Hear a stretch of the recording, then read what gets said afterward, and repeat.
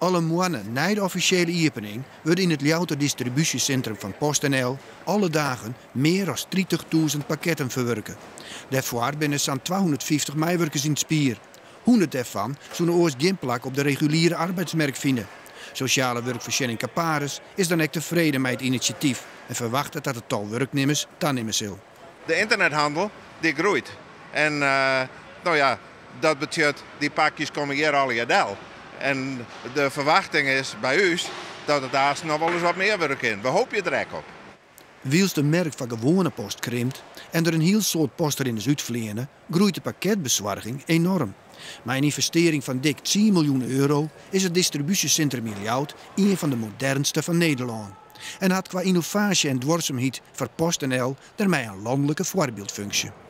Zoals je boven ziet, zie je al verlichting die gewoon mee gaat op de lichtinval van buiten. Is het wat donkerder gaan de lampen wat meer branden. Is het wat lichter buiten gaan de lampen wat minder branden.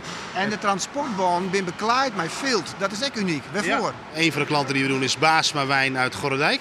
Dat is allemaal wijnpakketten per dag. Ongeveer tussen de 5.000 à 10.000 per dag.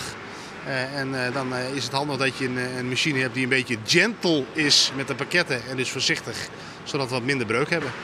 Doch zat het nieuwe centrum nevens de vaste meewerkers van PostNL net alleen nog maar voordelen. Het oude centrum dat ging van het gevoel wat sneller. Hoe bedoel je dat? Nou, dan gingen we pakketten die kwamen gewoon in een container. Die moesten we dan zelf pakken. En dan weer het pakket pakken, in de bus lezen, pakket pakken, in de bus lezen. Maar ja, dan moesten we zo en dan was scannen. En dat hoeft nou net meer.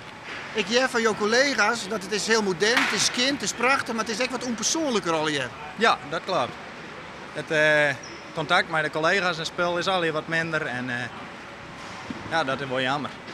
Er binnen ook klachten uit de omjouwing van het centrum binnenkwam. Vooral uit Boksumwijk wordt klagen dat er ook de felle lampen voor de bewakingscamera's jongens sprake is van jochtoerlijst. Ja, ik heb inderdaad wat vernomen. Ik nodig de mensen graag uit om met mij in gesprek te gaan.